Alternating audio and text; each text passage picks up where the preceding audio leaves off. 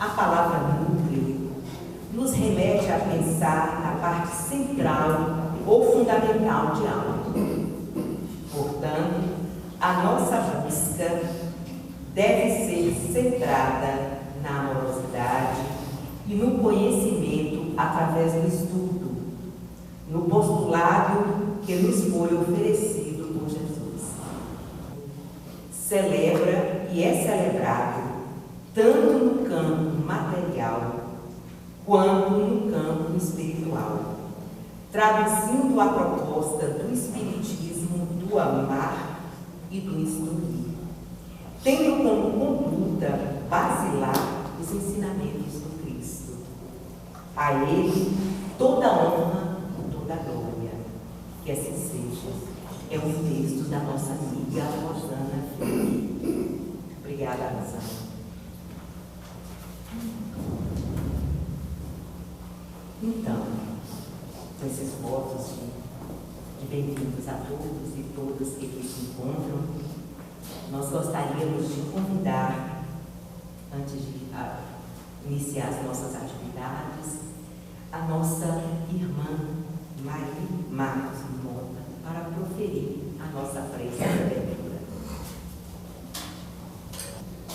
Boa noite.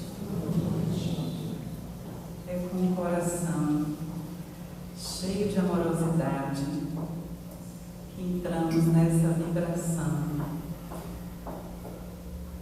que Jesus nos ensinou. Vamos elevar o nosso pensamento ao alto e agradecer por essa oportunidade de estarmos aqui reunidos para celebrar os 28 anos dessa casa que nos acolhe, tanto a nós como seres encarnados, quanto aos espíritos que através desse tempo nós temos auxiliado. Muito obrigada, Senhor, que esses 28 anos se transformem em muito mais tempo e que possamos acolher muito mais espíritos encarnados, desencarnados. Agradecemos aos fundadores desta casa, agradecemos a todos os trabalhadores, agradecemos ao mentor espiritual e os trabalhadores espirituais dessa casa, e que esse amor que vem do Cristo, que vem do alto, cada dia se propague mais entre nós. Assim seja. Nossa casa apresenta uma programação ampla, diversa e dinâmica, baseada nos preceitos da codificação espírita. E eu vou falar aqui, divulgar a nossa programação. Aos domingos, às 9 horas da manhã, nós temos aqui um grupo de teatro, ordenado por César Santos. E temos a proposta também da Juventude Espírita Sublime Peregrino. E no mesmo domingo, às 18h30, nós temos estudo da mediunidade e a reunião mediúnica de caráter privativo. E nas segundas-feiras, às 19h30, nós temos um atendimento espiritual e uma reunião mediúnica também de caráter privativo e estudo mediúnico. Às terças-feiras, às 19h30, nós temos a palestra pública e com fluidoterapia. Às quartas-feiras, às 19h30, nós temos o estudo sistematizado da doutrina espírita, o ESG, e temos também um grupo de estudo, Estude e Viva, quinzenalmente, né? O Estude e Viva. Quinta-feira, às 15 horas, nós temos o projeto Pão da Vida. E aos sábados, às 17h30, temos o estudo do Evangelho Rede Vivo,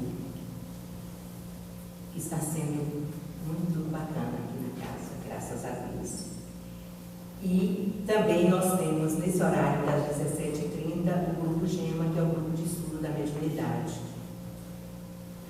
E às 19h30, sábado, às 19h30, nós temos o atendimento fraterno com a evangelização infantil. Então, essa é a programação e quem desejar participar está convidado. Será uma grande alegria tê-los conosco.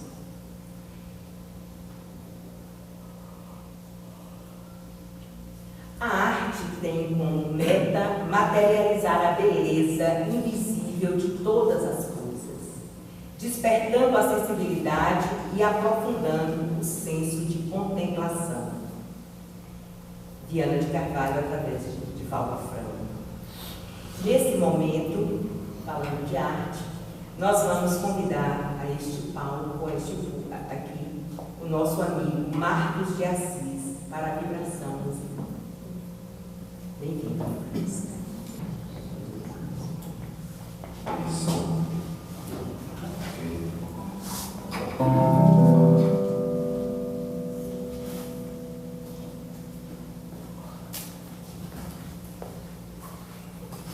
Amigos e amigas, boa noite. Que a paz da Mestre Jesus se faça presente em nossos corações. Muito obrigado aos irmãos nazarenos pelo convite, mais uma vez. Não tinha reencarnado naquela época. No passado eu falei a mesma coisa, foi 27. Registrado.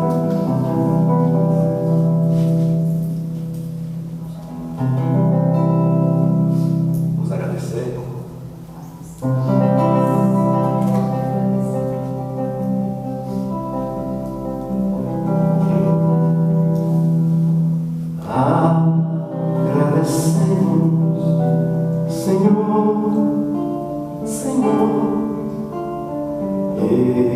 Estes momentos de paz,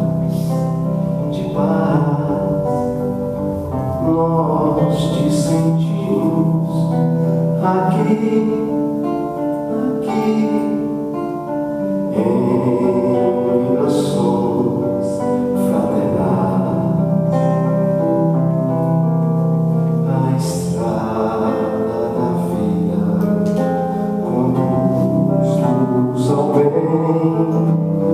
na alegria e na dor. Seja nossa bandeira de luz, amado Mestre Jesus. Seja nossa bandeira de luz, amado Mestre Jesus.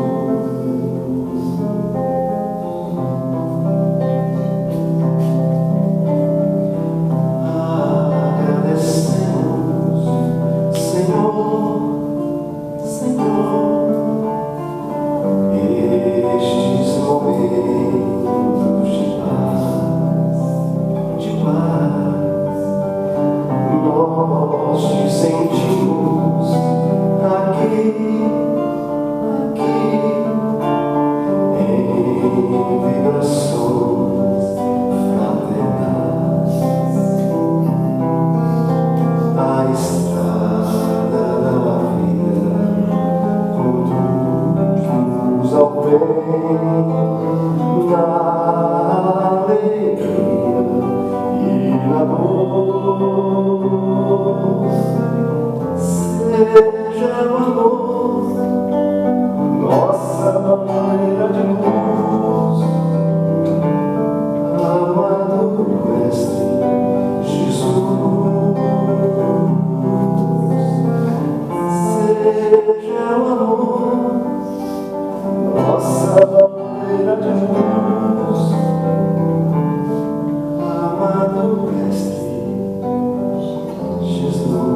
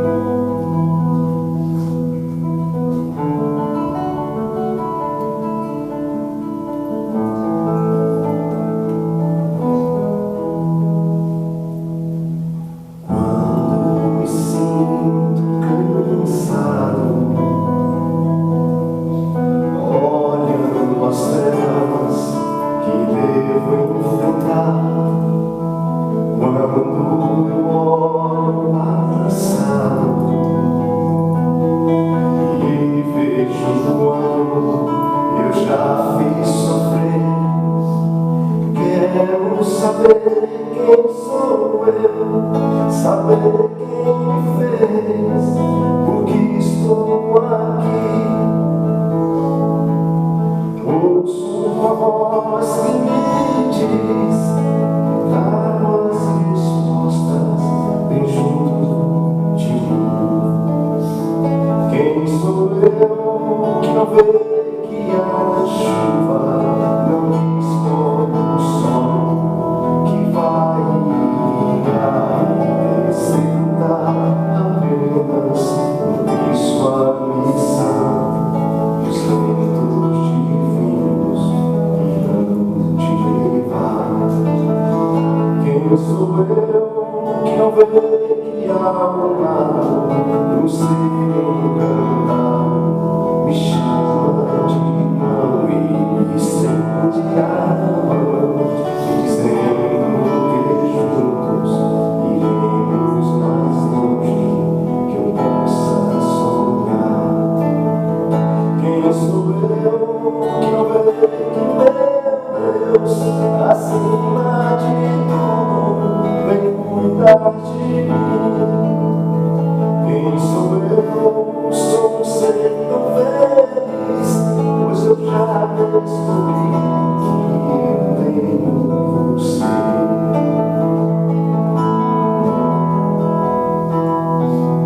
Quando me sinto cansado, olhando as telas que devo enfrentar, quando eu olho o passado e vejo o amor eu já fiz sofrer, quero saber quem sou eu, saber quem me fez, porque estou aqui. Ouço uma voz que me diz que trago as respostas junto de mim. Quem sou eu que não vê que a chuva não me escolhe o sol que vai ligar e descendar, apenas cumprir sua missão. Os ventos divinos irão te levar. Quem sou eu que não vê que há um lado no ser encantado? Me chama de mão e me estende a mão, me dizendo que juntos iremos mais longe que eu possa sonhar. Quem sou eu que não vê que meu Deus acima de tudo vem cuidar de mim? Quem sou eu? Sou um ser tão feliz, pois eu já descobri que eu tenho você. Pois eu já descobri que eu tenho você. Pois eu já descobri que eu tenho você.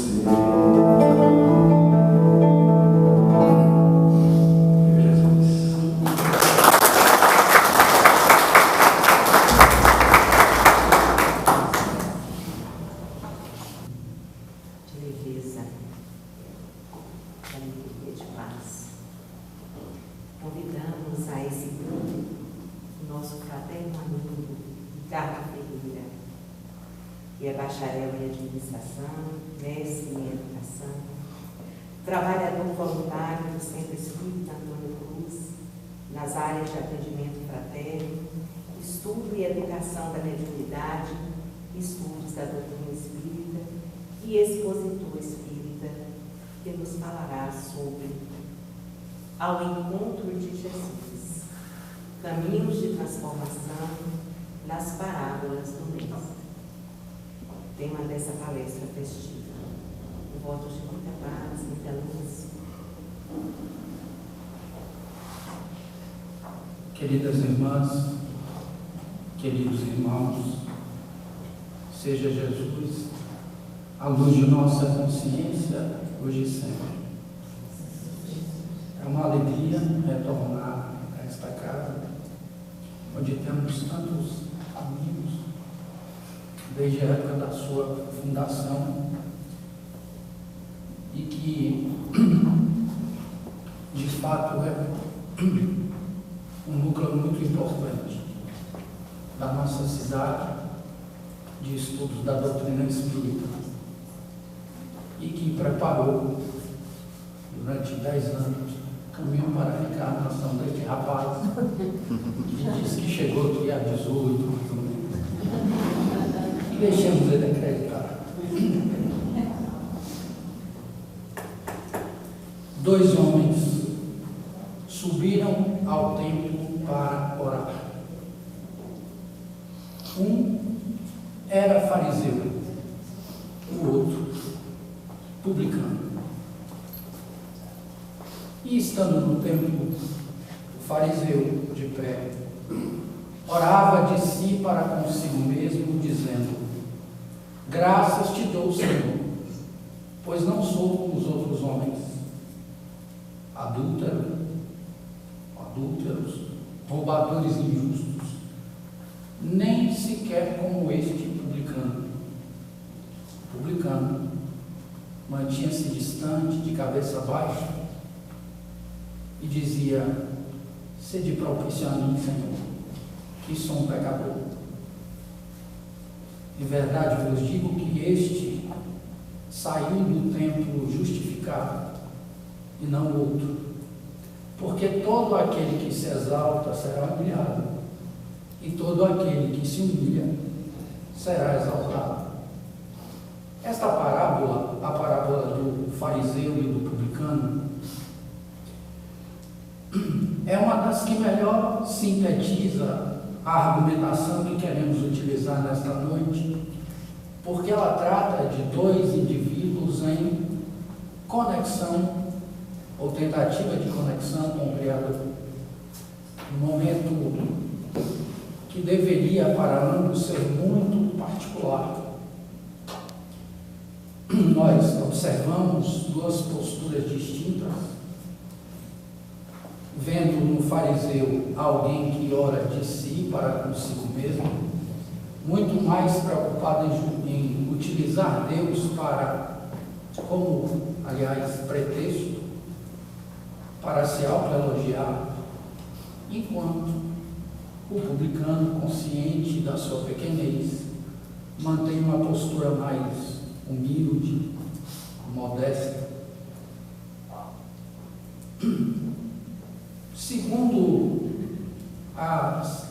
De acordo com a segunda edição da Bíblia Sagrada, traduzida por João Ferreira de Almeida, da Sociedade Bíblica do Brasil, publicada em 1993, Jesus utilizou no Evangelho 46 parábolas.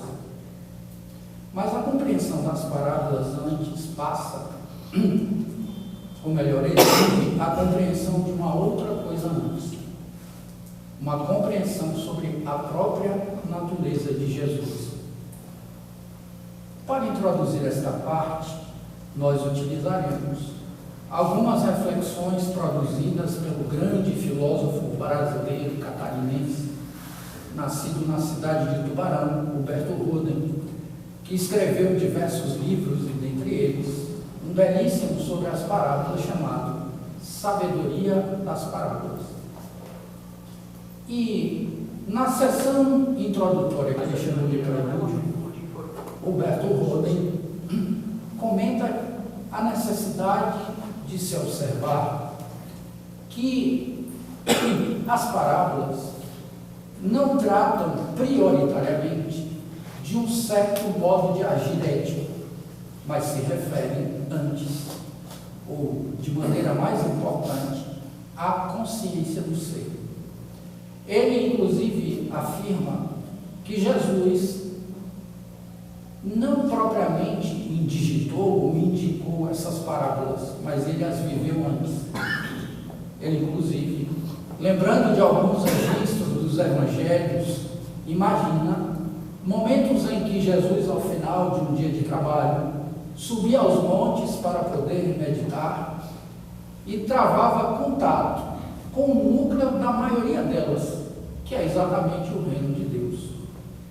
A primeira manifestação, inclusive, segundo Roden, da implicação de Jesus com o reino de Deus se dá aos seus 12 anos, quando ele está isolado num canto do templo, depois de ter conversado com adultos, ele que havia feito essa mesma passagem naquele momento, e sua mãe, Maria, preocupada com a sua ausência ao encontrá-lo, pergunta por que ele está isolado, e ele diz: mulher, não sabes que devo eu cuidar das coisas de meu pai?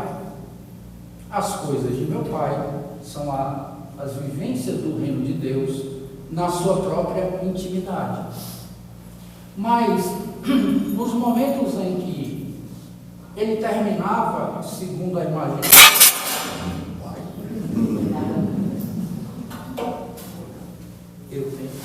deixa eu contar a história. Eu tenho muito medo dessa rede de famílias. Uma vez eu fui fazendo uma palestra no Humberto de Campos para o pessoal da caravana de ver para a Semana Espírita. E eu cometi uma vergonha maior que essa. Eu fui puxar um negócio, a taça desse, eu fui um homem. Mas eu disse para as pessoas também, a mesma coisa que eu vou dizer agora: não é nervoso, é falta de habilidade psicomotora. A minha motricidade é bem. Mas retornando, Roden então vai dizer que nos momentos em que Jesus descia do monte, certamente ficava se perguntando como ele poderia falar dessas experiências, dessas cogitações sobre o reino de Deus para pessoas de mentalidade espiritual tão simplória. Então, mentalmente, ele começava a fazer comparações. O reino de Deus é como uma semente de mostarda, é como uma pérola encontrada num campo. E, ao tecer esses comentários mentais, nessa condição espiritual em que estava, Jesus então produz as parábolas. Elas brotam desse momento meditativo, dirá Humberto Roden. As parábolas têm uma grande dificuldade interpretativa, que ao mesmo tempo é um convite, porque toda parábola, na condição de uma narrativa cheia de metáforas, tem duas dimensões. Uma dimensão é o simbolizado material, que é acessível a todos. Todo mundo olha para uma superfície de uma parábola e identifica com relativa facilidade os substantivos, os verbos, os adjetivos, os objetos que estão na sua parte mais aparente. Mas a contraparte é o simbolizado espiritual. E Roden vai dizer que, diferentemente da primeira parte, o simbolizado espiritual depende do nível de evolução do indivíduo que interpreta a parábola. Ele usa uma escala matemática, didática, para dar a entender o leitor o seu raciocínio, dizendo: quem tem um grau, aliás, de evolução espiritual, interpretará o seu grau. Quem tem 10, usará os 10. Quem tem 50, 50. Quem tem 100, 100. Mas essa elasticidade, ao mesmo tempo, cria uma condição que o leva a argumentar que é impossível esperar-se, portanto, uma interpretação definitiva e universal das parábolas. Porque quanto mais o indivíduo evolui, mais ele as compreende, mais ele a compreende, mais ele aprofunda, etc. E esses detalhes que se referem a alguns conceitos da linguística, como o de representação, por exemplo, que é essa condição de manifestação de um determinado objeto no campo da nossa consciência, esses elementos todos são muito relevantes e eles estão, inclusive, na na própria intimidade do Evangelho. Quando nós olhamos, por exemplo, a introdução do Evangelho de João, primeiro capítulo, versículos 1 a 14, quando o evangelista trata da encarnação do Verbo, vemos de maneira sintética e cortando vários versículos que formam essa perícope, que ele afirma: no princípio era o Verbo, e o Verbo estava com Deus, e o Verbo era Deus. Depois de vários versículos mais adiante, ele diz: e o Verbo se fez carne e habitou entre nós. O Evangelho de João, originalmente, foi escrito em grego koiné. O grego koiné cumpria, naquele espaço geográfico, histórico e cultural, o mesmo que o inglês ainda cumpre na atualidade. Um idioma mais conhecido, universalizado, que serve para a transmissão de conhecimentos, para negociações entre povos de idiomas distintos. E no grego koiné, a palavra que foi utilizada originalmente para simbolizar este verbo que está no texto em português foi a palavra logos. Mas logos também significa razão e ordem cósmica, ou seja, tudo aquilo que nós observamos no universo nos parece uma ordem formada por uma inteligência, é logos, que também tem um sentido de palavra. Na tradução para a Vulgata Latina, feita por São Jerônimo, utilizou-se a palavra latina verbo, que nos deu o verbo da língua portuguesa, que indica ação. É algo parecido aqui ao que, respectivamente, as tradições protestante e católica fizeram na tradução da primeira epístola aos Coríntios, quando, na tradição protestante, nós veremos Paulo dizer, no fim do capítulo em que disserta sobre o amor, que restam assim a fé, a esperança e o amor, mas o mais importante, estas três, mas o mais importante virtude é o amor. Na tradição católica, o termo amor é substituído por caridade, que é o amor em movimento. É algo similar ao que foi feito. O próprio Allan Kardec se utiliza do termo caridade no Evangelho segundo o Espiritismo, embora haja, por exemplo, um texto de uma linguagem bem mais complexa, porque inclui os dois sentidos, que é justamente o texto A Lei de Amor, produzido pelo Espírito Lázaro. Nesse sentido, nós podemos entender que Jesus é a encarnação desse logos, dessa vontade, dessa razão divina, produzindo por meio de ações efeitos co-criativos. Jesus, na condição de Espírito puro, em meio a nós, é a manifestação da vontade de Deus, neste sentido, empregado pelo evangelista João. Assim sendo, nós observamos que na própria compreensão de Jesus, o que nós temos dele, há uma dimensão que é o simbólico, material, e uma dimensão que nós ainda temos uma compreensão muito pálida, que é a dimensão espiritual da sua natureza. A sua condição de espírito puro envolve características, virtudes intelectuais e morais que a nossa capacidade cognitiva e afetiva ainda não consegue alcançar. E é por isso que boa parte dos seus ensinamentos nos soam muito estranhos em alguns momentos, porque ele solicita, inclusive, que ao contrário da lógica do mundo, nós amemos, inclusive, os inimigos. Mas nós começamos a adquirir uma compreensão ontológica de Jesus espírita na questão 625 de O Livro dos Espíritos, quando Kardec vai perguntar qual o espírito mais perfeito que Deus deu ao homem na terra para lhe servir de modelo e guia. E nós que estamos aqui e já lemos O Livro dos Espíritos, se recorremos a mais de um tradutor, veremos que na tradução mais corrente aparece apenas uma palavra como resposta: Jesus. Há uma outra, porém, que é uma tradução mais literal, que é a da nossa preferência, porque ela tem um verbo antes.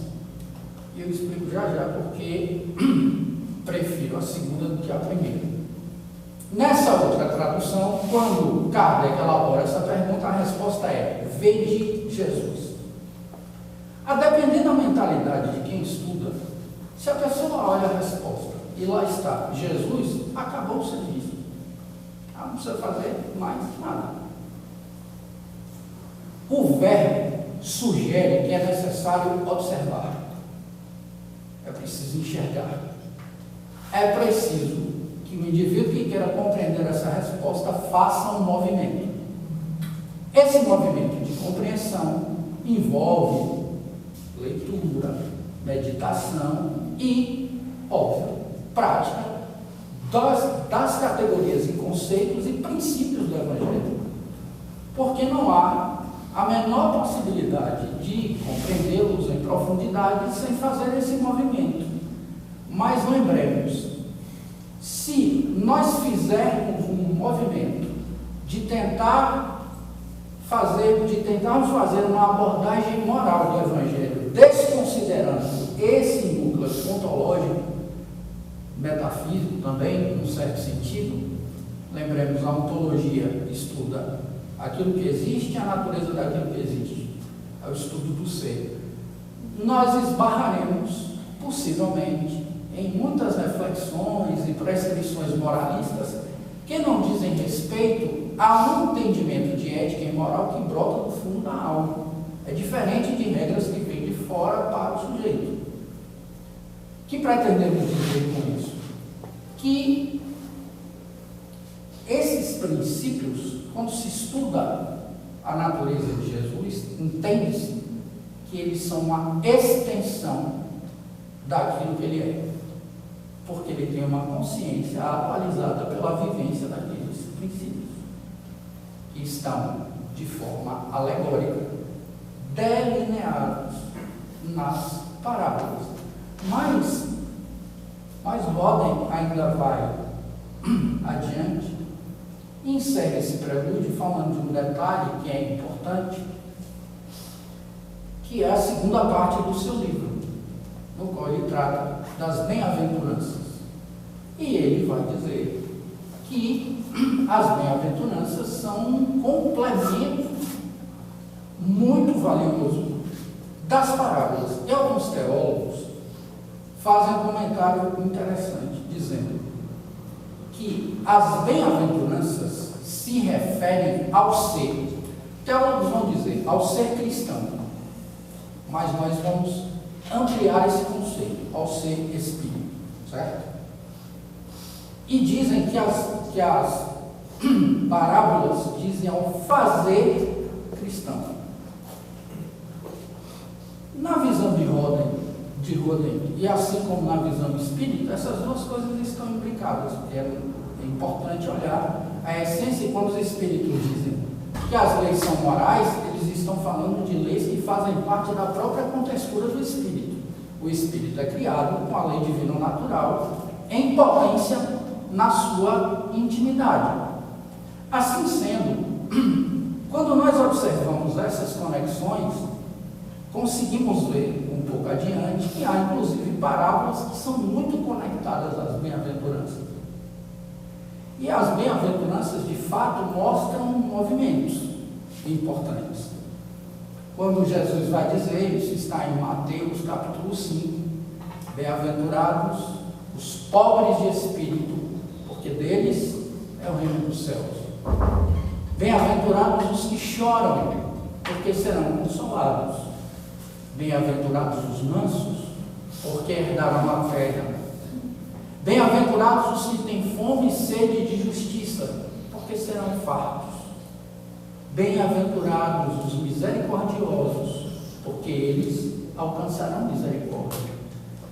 Bem-aventurados os pacificadores, porque eles serão chamados filhos de Deus. Bem-aventurados os limpos de coração, porque eles verão a Deus. Bem-aventurados os que sofrem perseguição por causa da justiça, porque serão chamados filhos de Deus. Bem-aventurados sois vós, conclui ele, quando vos injuriarem e perseguirem mentindo, disserem todo mal contra vós por amor do meu nome, exultai e alegrai-vos, porque é grande o vosso galardão nos céus. Porque assim fizeram com relação aos profetas que vieram antes de vós. Mas esses movimentos, eles são movimentos que têm uma lógica diferente da nossa, porque é difícil explicar a alguém que ela pode ser bem-aventurada sofrendo. O choro ao qual se refere a segunda bem-aventurança é o choro do luto, que é a dor mais pungente, a dor que mais maltrata uma alma humana. E mesmo assim, Jesus está dizendo que esse indivíduo que chora, porque será consolado, já é bem-aventurado. Ele não será bem-aventurado depois. Há algumas controvérsias com relação à tradução. Alguns vão dizer que Jesus não teria dito bem-aventurado mais avante, porque seria um absurdo. Mas se o indivíduo está numa posição e ele precisa, para ser bem-aventurado, mudar de posição, ele avança para quase a mesma coisa. É uma questão mais de semântica. O que importa é nós entendermos que essas conexões estão no campo de um conceito que é muito importante para Allan Kardec, que juntamente com os espíritos elaborou a doutrina espírita, que é o conceito de ensino moral. Quando ele constrói a introdução do Evangelho segundo o Espiritismo, no primeiro item, ele divide o Evangelho em 5 temas: os atos comuns da vida do Cristo, os milagres, as predições, as palavras que Jesus disse, a igreja tomou para a constituição dos seus dogmas e o ensino moral. Categorizou os 4 primeiros itens como controversos e o quinto como incontroverso, dizendo que todos sabem que o ensino moral de Jesus é imprescindível para a melhoria da humanidade individual e coletivamente. E ele faz isso num item que tem como título objetivo da obra. O Evangelho segundo o Espiritismo é todo sobre isso: ensino moral. Mas esse ensino moral só faz sentido se eu olho primeiro para o ser. Se eu tenho esse olhar ontológico, eu entendo. Se eu não tiver, não terei essa compreensão. Porque a arquitetura da parte terceira de O Livro dos Espíritos, inclusive, tem esse mesmo arranjo. Aliás, o livro inteiro é um livro ontológico. Ele estuda a natureza, origem e destino dos espíritos, bem como as suas relações com o mundo corporal. E nós vemos nessa construção da terceira parte que há a primeira, que trata da lei divina ou natural, explicando que a lei, como o espírito a aprende, inclusive, 10 leis morais que vão da lei de adoração, a lei de justiça, de amor e de caridade, e depois um 12º capítulo sobre a perfeição moral, que é um capítulo que trata sobre como se pratica, em síntese, as 10 leis que vieram antes. E a 4ª parte, que trata das esperanças e consolações, é o resultado da prática ou da negligência com relação às 10 leis. Conforme a conduta do indivíduo, conforme ele entende ou engaja a sua consciência na compreensão dessas leis, conforme ele terá gozos e penas terrenas ou penas e gozos futuros. Esse é o raciocínio simples e cristalino e brilhante de Allan Kardec. Portanto, ao olhar para as parábolas, nós precisamos ter esse olhar, precisamos ter essa perspectiva. E na que nós apresentamos, por exemplo, essa visão que a doutrina espírita traz, completa o conteúdo de maneira brilhante, sobretudo se nós estabelecermos uma conexão entre a narrativa que Jesus faz e a primeira das leis morais, que é a lei de adoração. Na pergunta inaugural dessa seção do livro, Allan Kardec faz algo que ele replica em vários outros capítulos, em vários deles. Ele tenta saber se a lei estudada num capítulo específico é de fato inata, natural, relacionada à natureza, à essência do ser humano, ou se ela é resultado de ensino. E a primeira pergunta que ele faz é: em que consiste a adoração? E os espíritos respondem: na elevação do pensamento a Deus. Pelo pensamento, aproxima dele o homem à sua alma. E alguém pode ter a tentação, porque Kardec dá motivo para isso, de pensar que a perspectiva dele aí é bastante idealista, racionalista, cartesiana, porque, lembremos, quando René Descartes escreve o discurso sobre o método, ele põe em questão a capacidade da razão humana em resolver problemas existenciais, problemas científicos e descobrir a verdade. É esse questionamento que ele faz. Então, ele chega a pensar: se eu faço um cálculo matemático e num determinado momento eu erro, isso significa que a minha razão falha. Se a minha razão falha, é preciso que eu crie métodos para suprimir, ou pelo menos mitigar, essa possibilidade de erro. Aí ele se dá conta que enquanto ele estava duvidando, ele estava pensando, e aí ele diz que ao perceber isso, ele entendeu que pensava existia. Daí que ele escreveu Penso, Logo Existo, que é um comentário 13 séculos depois de um outro feito por Santo Agostinho, que é um dos espíritos que participaram da elaboração da doutrina espírita. Santo Agostinho, à sua época, dizia: se me engano, existo, porque aquele que não existe não pode ser enganado. Ele estava dizendo que o sensório era ilusório, distorcia a condição do indivíduo compreender a realidade, que aliás também é um argumento de Descartes, quando ele diz: se eu ponho a mão no fogo ela queima, se eu puser no gelo ela queima, então tá, não é um indicador confiável sobre o real agente da queimadura. Apesar disso, a abordagem que Allan Kardec faz das questões 649 a 652 não se refere a uma concepção da consciência ligada apenas à capacidade de raciocinar.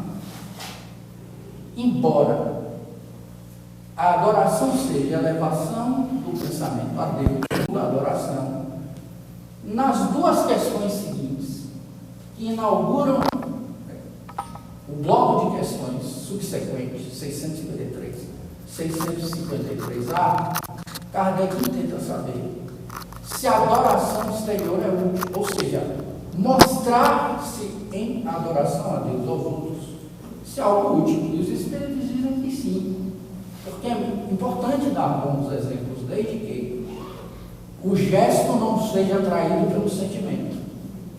É uma crítica à hipocrisia, coisa que Jesus fazia bem pouco.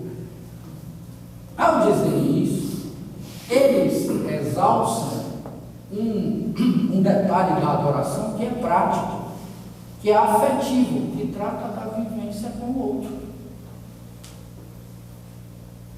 Indo para o campo, por exemplo, da caridade.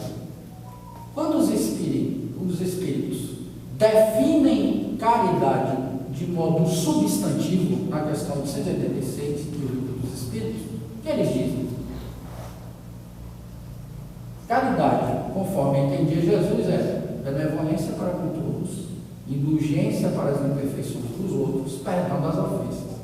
E tem uma engenharia linguística bem curiosa, pelo menos para mim, nessa pergunta, que Kardec indaga: qual o verdadeiro sentido da palavra caridade conforme entendia Jesus? Em rudimentos de linguística, a gente sabe que significado é diferente de sentido.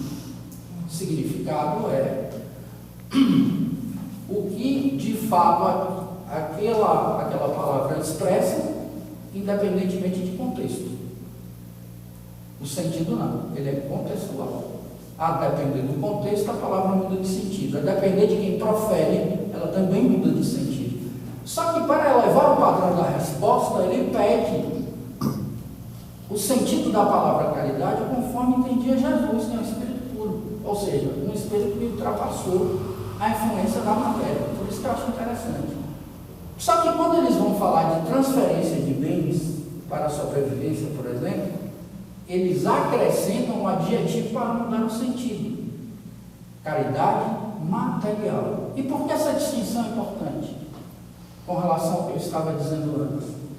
Eu posso ter um ato, ou promover um ato de caridade material sem ser caridoso. Eu atendo à necessidade da pessoa, mas me mantenho numa posição vaidosa, por exemplo. Numa posição de superioridade.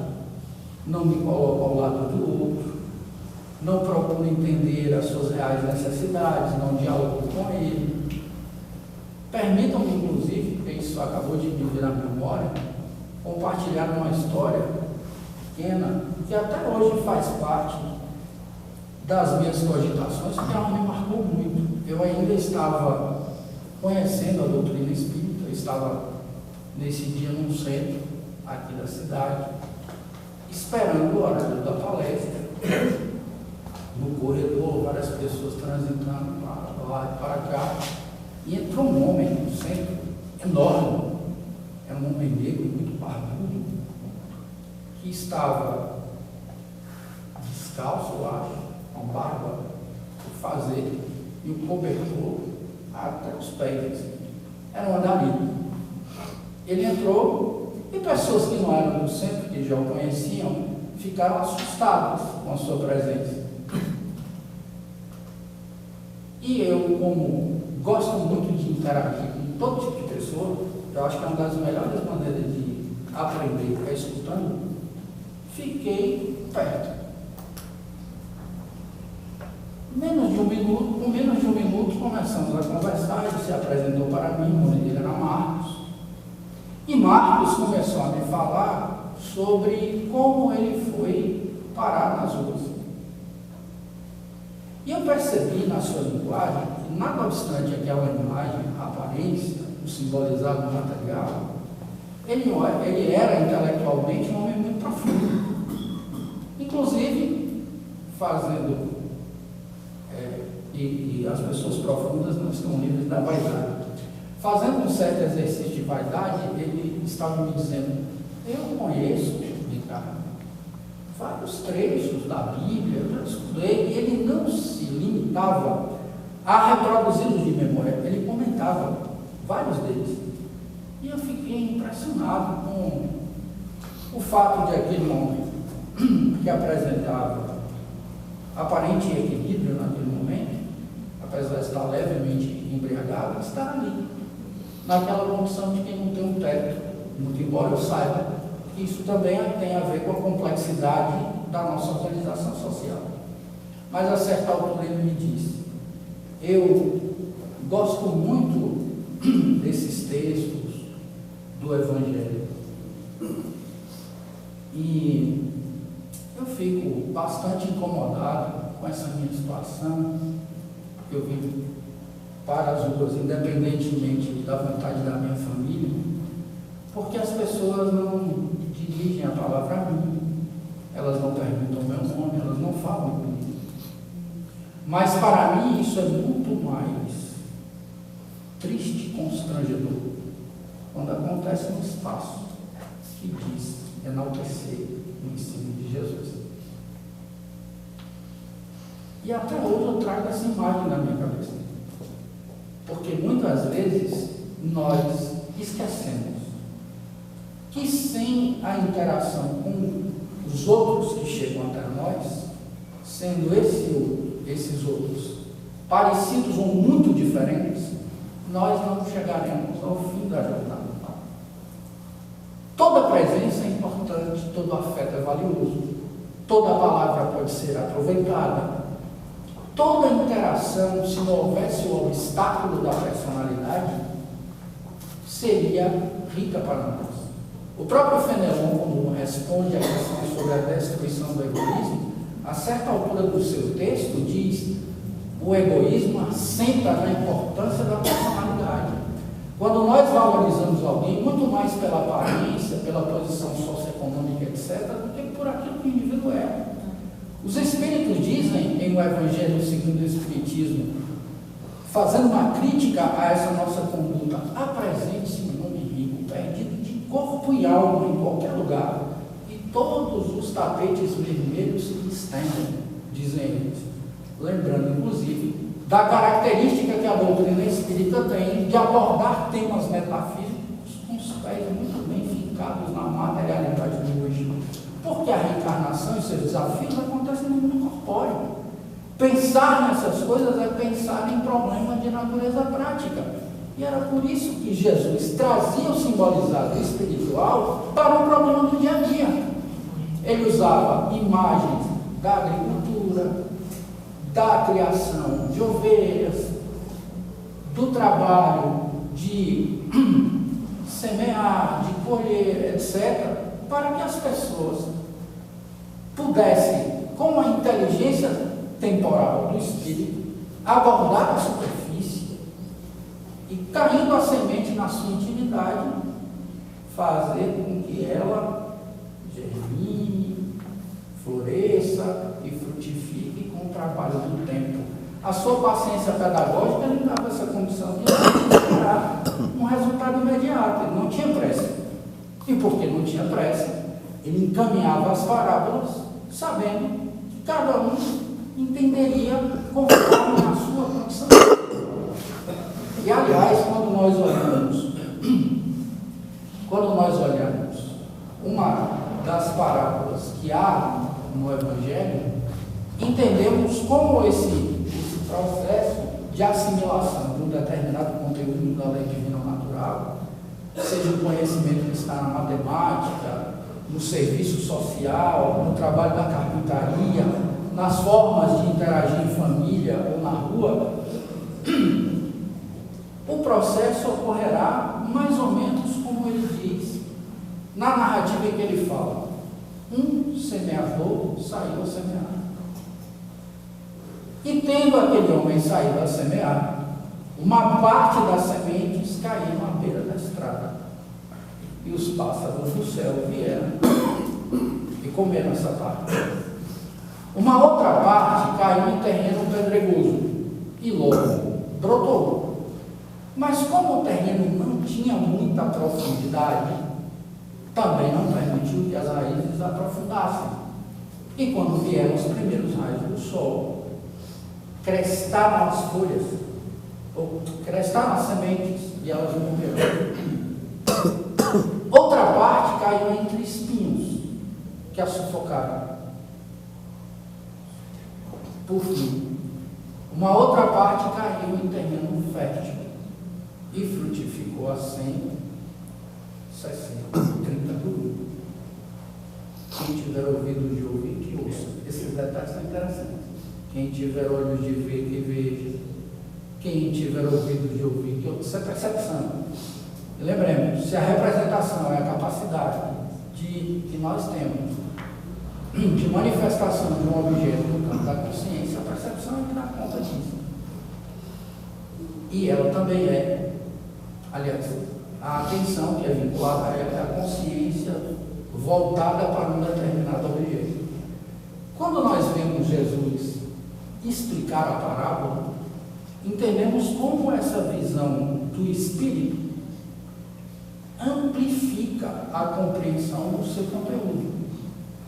Porque ele diz que o primeiro terreno corresponde àquelas pessoas que recebem o conhecimento, a palavra de Deus, o Evangelho, e lembremos, a maioria das parábolas se refere ao reino de Deus, mas não compreendem. E porque não compreendem, ele usa a figura de Satanás, que é, para além do que a teologia diz, é, ao mesmo tempo, cultura judaica, uma espécie de promotor e alguém que causa a dúvida, ou seja, ele tem importância filosófica para desequilibrar o marasmo do conhecimento, ele carrega essas sementes.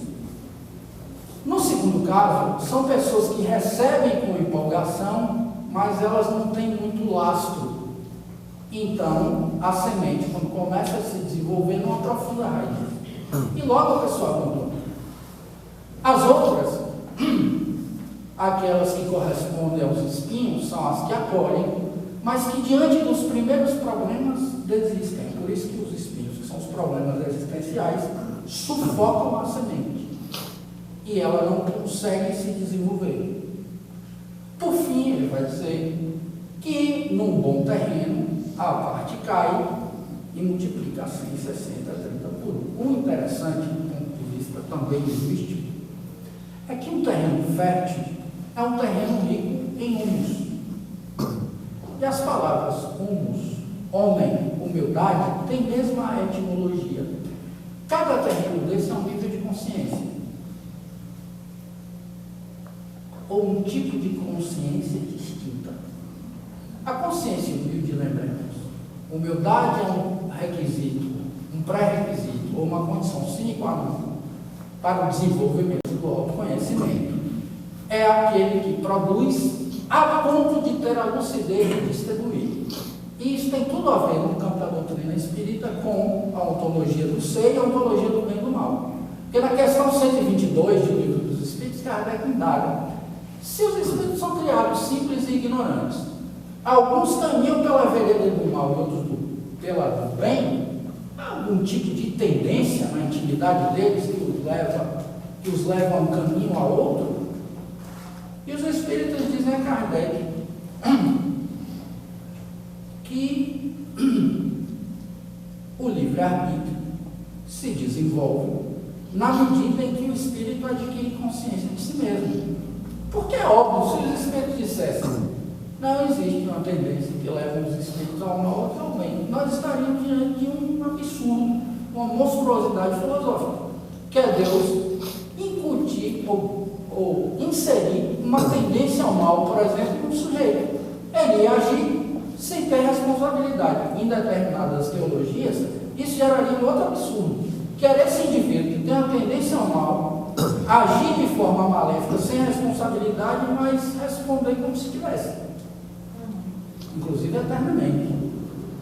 Então, os espíritos negam essa possibilidade, mas dizem que o espírito transpõe a simplicidade de ignorância para a complexidade por meio de diversas experiências. E nesse ponto nós entendemos por que parábolas e bem-aventuranças se conectam.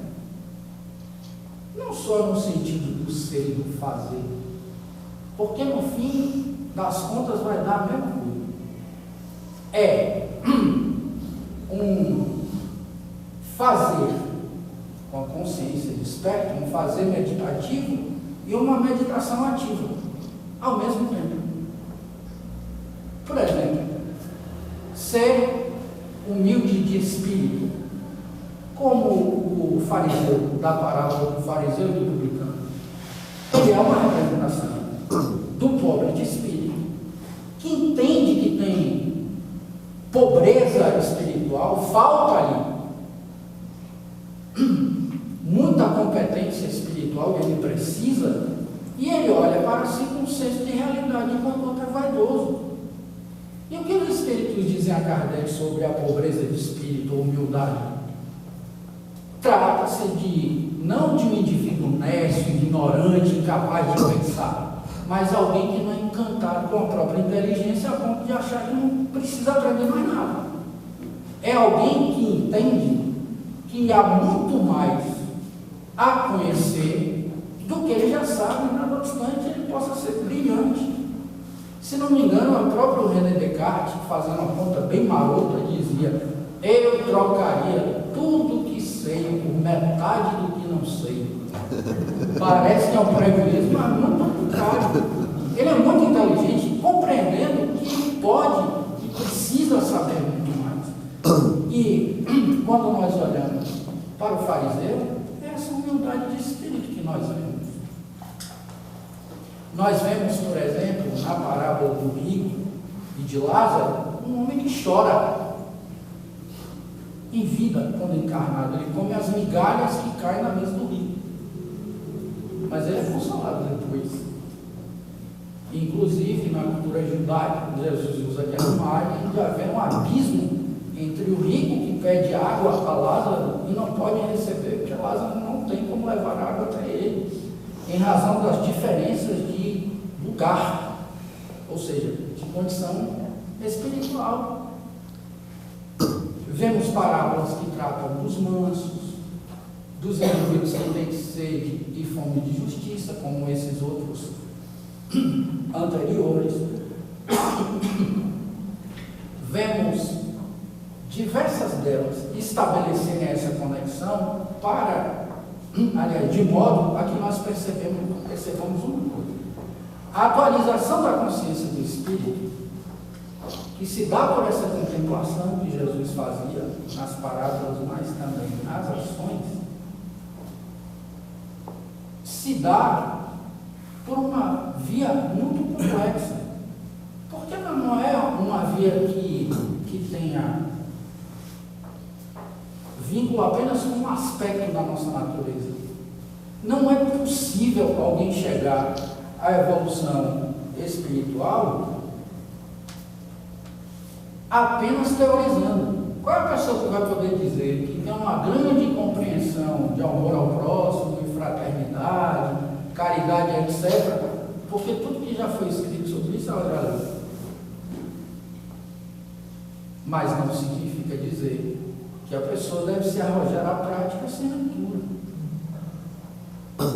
Porque é a razão, muitas vezes, que sustenta o nosso esforço diante das dores. Experimente uma pessoa extremamente egoísta tentar se tornar generosa. Dói. A pessoa não divide nem um bom dia com ninguém. Calcule. Dividir coisas que ela considera que são muito importantes para a sua constituição de identidade. Fenelon é brilhante quando ele responde sobre o egoísmo. Primeiro dizendo que é o vício mais difícil de ser desenraigado da natureza humana, porque ele é resultado do materialismo, a cuja influência o espírito ainda não conseguiu se libertar, como ele diz. E para o que tudo entretém. E ele cita 3 formas de manutenção do egoísmo: as vossas leis, a vossa organização social e a vossa educação. Ele diz isso no século XIX. Vale para hoje? Neste exato momento. Porque as nossas leis ainda, no mundo inteiro, manifestam muito interesse daqueles que são mais poderosos. Oligarcas têm uma grande influência sobre a construção das leis.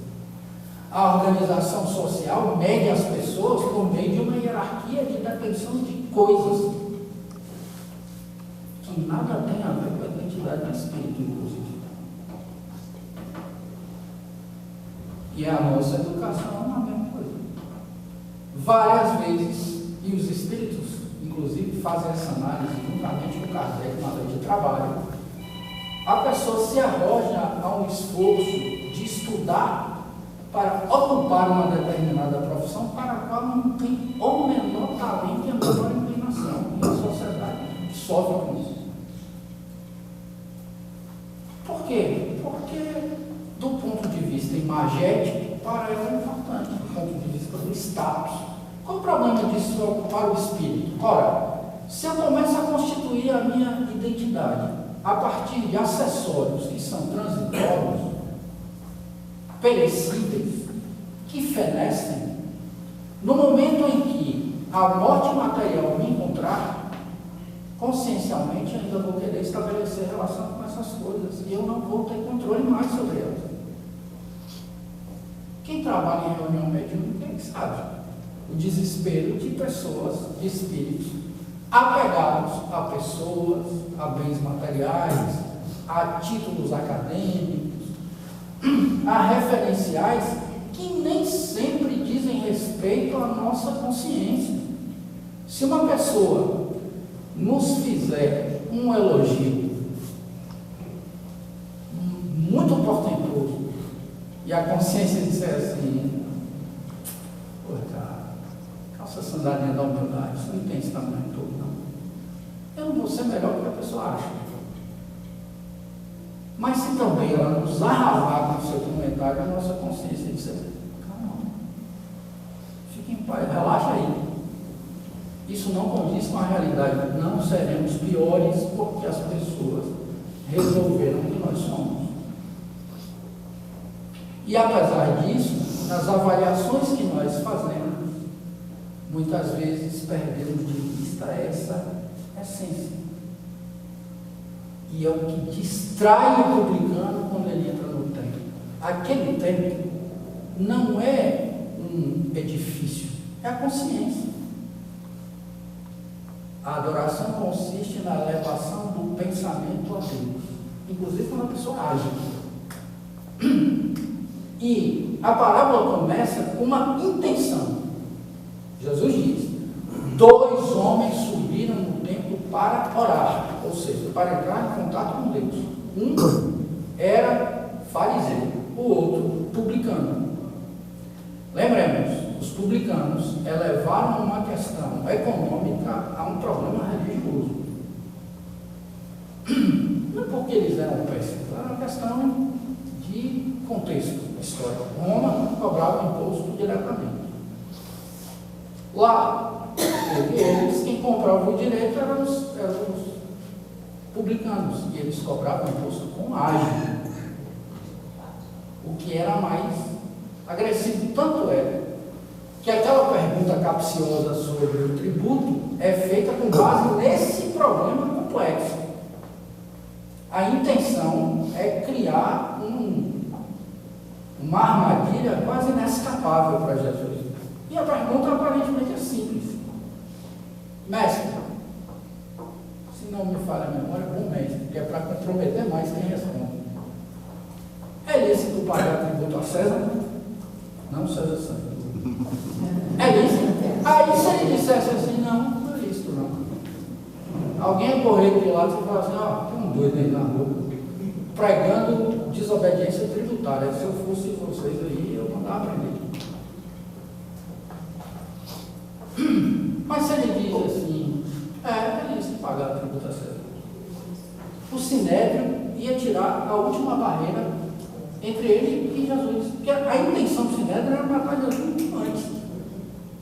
Como o povo gostava muito dele, porque ele cometia umas desobediências, como curar as pessoas no sábado, por exemplo, fazer essa falta de gentileza com a lei de Moisés, eles tinham muito ódio dele. E diriam: vocês ficam idolatrando aí esse sujeito, dizendo que ele é um profeta. Ele está aí dizendo que nós, além de ficarmos sob a bota dos romanos, temos de pagar imposto de forma... Você adivinhou que eu estava falando, cara?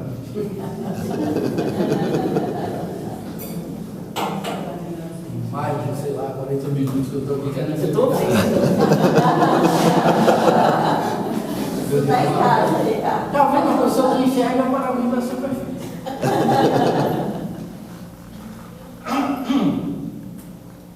Eles retirariam esse obstáculo, Jesus estaria morto antes. Mas Jesus habilmente diz: de quem é a efígie na moeda? É de César. Vou repetir, não é do santo. É de César. Então dá a César o que é de César, e a Deus o que é de Deus. O tempo inteiro, nas mediações que Jesus faz, ele mostra que, embora ele esteja no mundo corpóreo, ele aproveita a dimensão corpórea para atingir as realidades do Espírito e revelá-las a nós. Quando ele conversa com o rapaz rico, ele visa ao Espírito que o rapaz rico é, mas ele não perde a personalidade divina, porque ele usa, inclusive, estratégias voltadas à constituição cultural daquele sujeito, que lhe pergunta: mestre, que bem devo eu fazer para alcançar a vida eterna? Cumpra as leis. Ele vai no centro da cultura e cita 6: não matarás, não adulterarás, não furtarás, não cometerás falso testemunho, honra teu pai e a tua mãe, e amarás o teu próximo como a ti mesmo. Não, mas fala. Eu cumpro e guardo essas coisas desde que cheguei à minha juventude. O que me falta? Se cumpres e guardas essas coisas, fazes muito bem. Mas se queres mesmo ser perfeito, ele vincula a perfeição à felicidade para quem quiser ver. Volta, venda tudo quanto tens, distribua aos pobres com resultado, e terás um tesouro no céu. Depois, vem e segue. E o rapaz cai numa frustração profunda, porque era muito rico. Ele sabia que um judeu aprendia por meio da literatura, da leitura e do exercício mnemônico as leis, guardava na memória. Só que, convenhamos, entre a memorização de um princípio e a sua plena compreensão, pode haver um abismo a depender da pessoa. A pessoa tem que lembrar, tanto que é a diferença de sentido e de etimologia entre memorizar e decorar. Decorar é decora todo o coração, ou seja, tem uma relação de afeto. Por isso que alguns dizem assim: antes de memorizar algo, trate de compreender. Melhor será se você compreender e gostar. Aí fica. E ele diz isso ao rapaz, e aquela frustração parece ser um grande prejuízo. E não é. Não é. Ele indica a raiz do problema. O núcleo do problema do rapaz, que era a incompatibilidade entre o ideal de salvação e o apego aos bens materiais.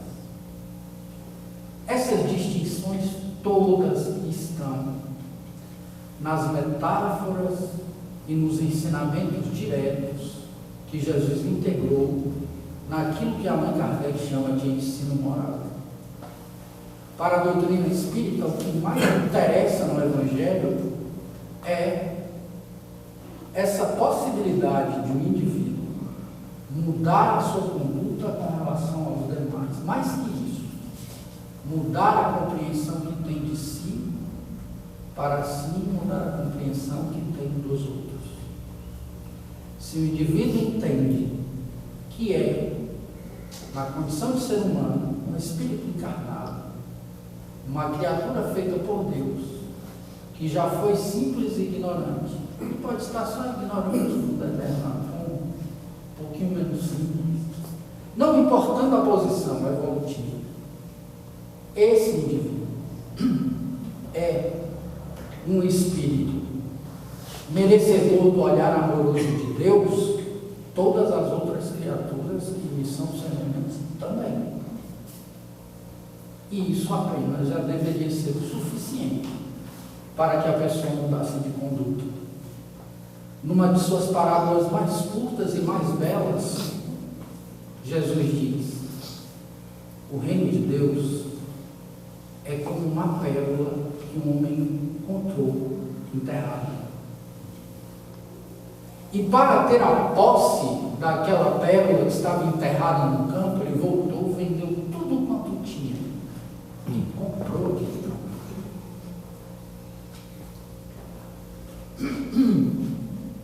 Se a pérola é o reino de Deus, quais são os bens que o espírito precisa dele se despojar para conseguir essa pérola? Quais são as suas propriedades aparentes?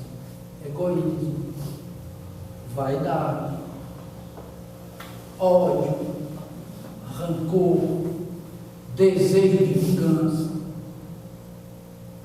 Tudo o que diz respeito à nossa conduta egoísta. E é por meio desse exercício meditativo, não só no momento da leitura, mas no momento em que nós lidamos uns com os outros, é que nós encontramos o sentido dessas parábolas, ou desse reino de Deus que leva o fariseu a se manter de cabeça baixa, entendendo a sua pequenez, e sabendo que ele depende do Criador para alcançar aquilo que ele sozinho ainda não consegue. E o publicano, na sua condição vaidosa, não consegue perceber. E ao termos essa compreensão da humildade que o fariseu tem, vinculando a responsabilidade da mudança de perspectiva, nós encontramos no exercício daquilo que Jesus diz que é a síntese da lei dos profetas, a razão da nossa existência. Porque quando um doutor da lei lhe pergunta qual é o maior mandamento da lei, ele responde conforme os textos do cânone veterotestamentário: amarás o Senhor teu Deus de todo o teu coração, de toda a tua alma e de todo o teu entendimento. Esse é o maior e o primeiro mandamento. Mas há um segundo, equivalente a este. E aí se entende a composição das primeiras questões da lei da adoração: amarás o teu próximo como a ti mesmo. E Mateus nos deixou, entre tantos outros registros, um sinal do que nós podemos fazer para alcançar essa condição, não obstante a nossa limitação de potência aparente neste momento. Porque as nossas capacidades se revelam no arrojo amoroso, no arrojo do combate às dores alheias e às nossas. É assim que nós entendemos o nosso tamanho. Mateus diz: caminhava Jesus por vários lugarejos e cidades,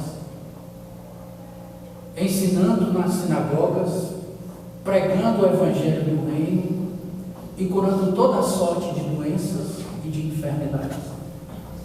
E vendo ele as multidões, compadeceu-se delas, porque estavam angustiadas e exaustas, como ovelhas que não têm pastor. E virando-se para os seus discípulos, Jesus disse: a seara é grande, mas os trabalhadores são poucos. Oremos para o dono da seara, para que lhe mande mais trabalhadores para a sua seara. Sendo Deus o dono da seara, não há um lugar que a nossa imaginação alcance ou não. Não há um lugar neste universo ou fora dele em que a seara não esteja estabelecida. O que vai faltar é uma resposta consciente daquele que se percebe consciente naquele lugar. Quando o indivíduo se vê consciente e entende que aquele lugar que é uma parte da seara, ele é a resposta benevolente de Deus à prece singela, mas muito valiosa, feita por Jesus. Para conseguirmos ser esta resposta de Deus à rogativa de Jesus, apesar das nossas limitações, roguemos a Ele próprio, o educador manso e humilde de coração. Que Ele seja o calor maior das nossas aspirações, a aquecer a nossa vontade e o nosso intento todo dia, mas seja também para nós a todo segundo a imperecível luz de nossa consciência. Muita paz.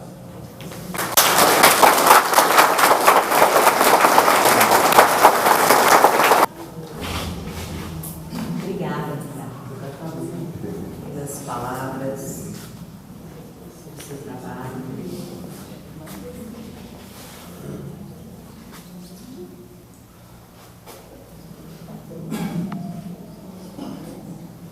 Rogamos a Deus que Ele te ilumine e te abençoe sempre. Que você consiga viver as suas palavras, os ensinamentos de Deus. Nós gostaríamos, o Espírito Jesus de Nazaré, em agradecimento, entregar esta lembrança. Um abraço.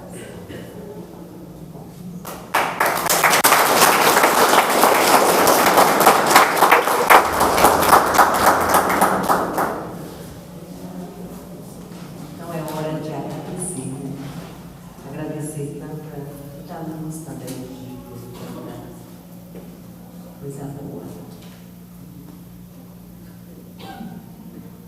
Todo trabalhador espírita não deve perder de vista a recomendação do Espírito de verdade. Amai-vos, instruí-vos.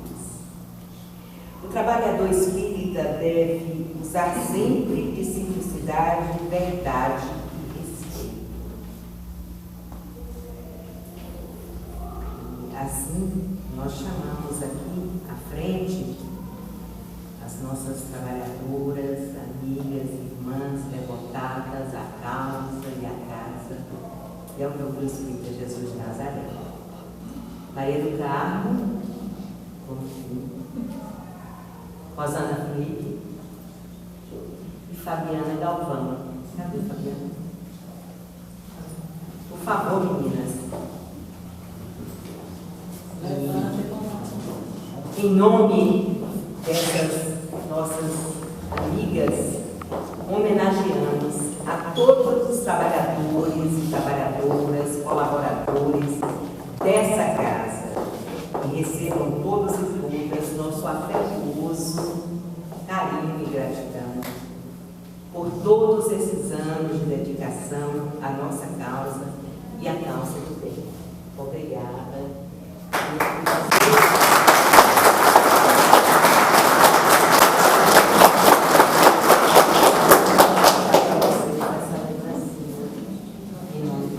Obrigada, Carlinha. Eu sei que você está feliz e bem bonita. Obrigada, tá? Um abraço.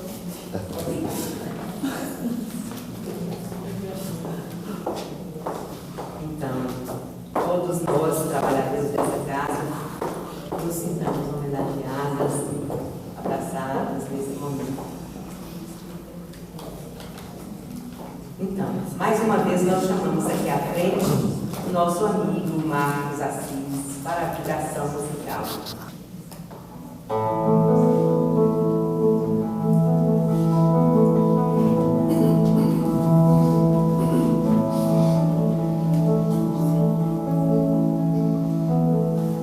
Trago para vocês aqui essa linda canção do nosso amigo Paulo de Daço, uma versão da canção Rise Me Up, uma versão espírita.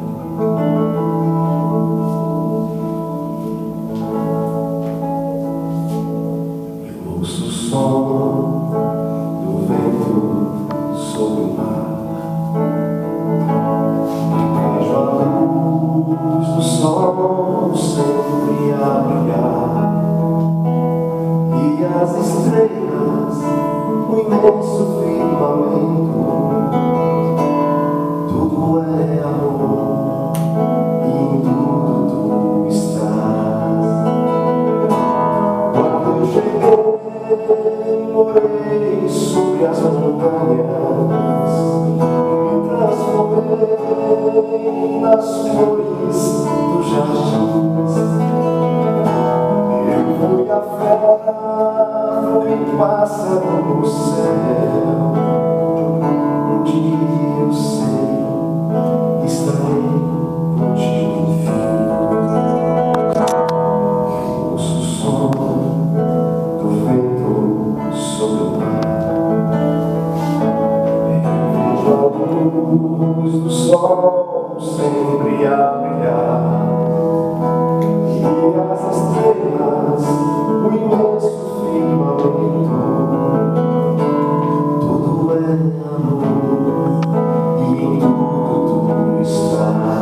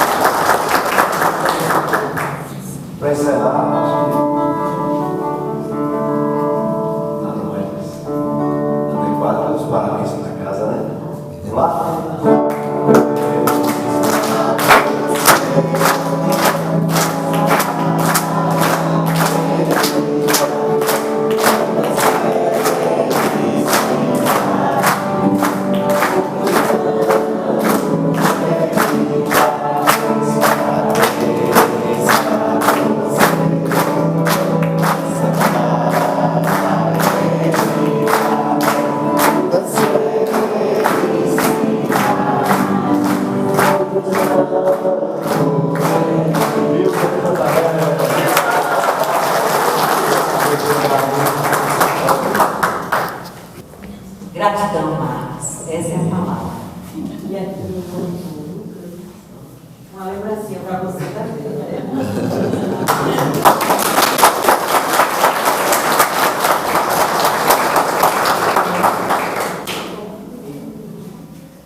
É sempre bom ter você aqui. É muito agradável. Então, é com muita gratidão no coração, na mente, que nós encerramos esta noite de festa e de comemoração do 28º aniversário do Núcleo Espírita Jesus de Nazaré. Agradecendo a Deus pela existência desse posto avançado da espiritualidade, que nos oportuniza espaço para aprender a ser e a manifestar a essência divina, cada uma de nós. Aproveitamos o momento e pedimos que antes de irmos para o nosso espaço queca, para o lanche, Luciana pede que nos posicionemos todos aqui à frente para tirarmos uma foto, porque esse momento ele é único, ele não vai se repetir. Então, vamos registrar a presença de todos aqui nessa foto, por favor. Depois nós iremos no espaço que é para hoje. Muito obrigada. Um abraço.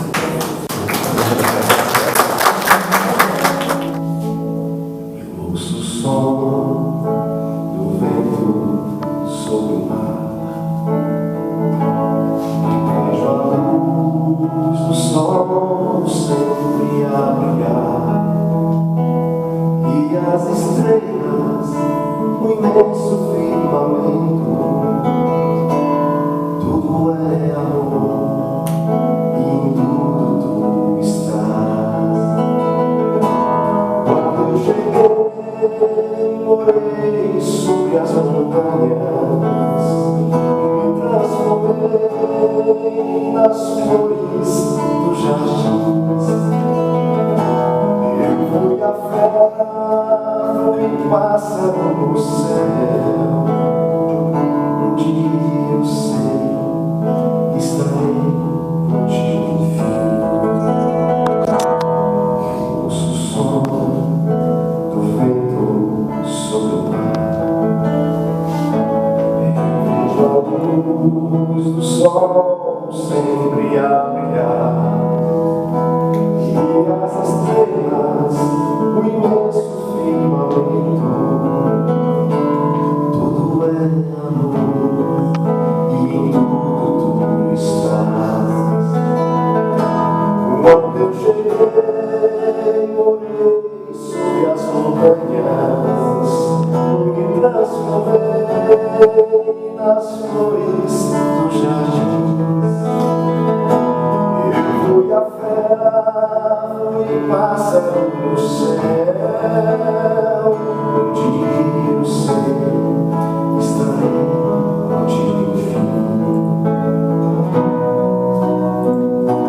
Eu demorei perdido nos meus passos, até que eu vi tua luz brilhando ao fim.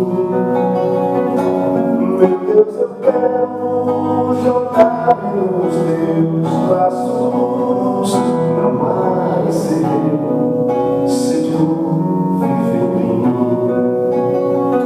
Não mais ser eu, ser tu viver em mim.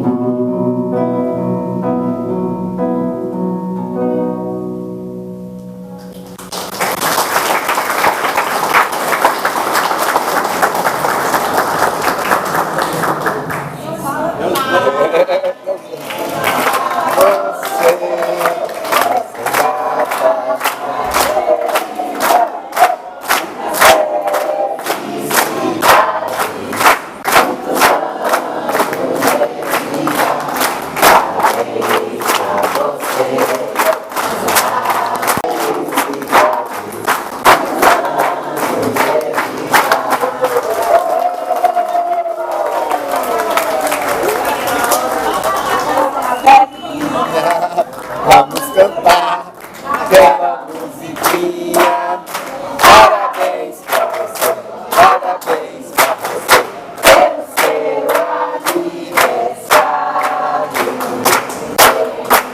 muita saúde e paz.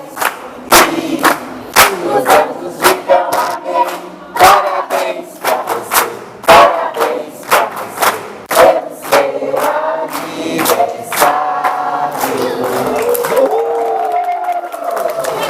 Ouço o som do vento sobre o mar e vejo a luz do sol sempre a brilhar, e as estrelas no imenso firmamento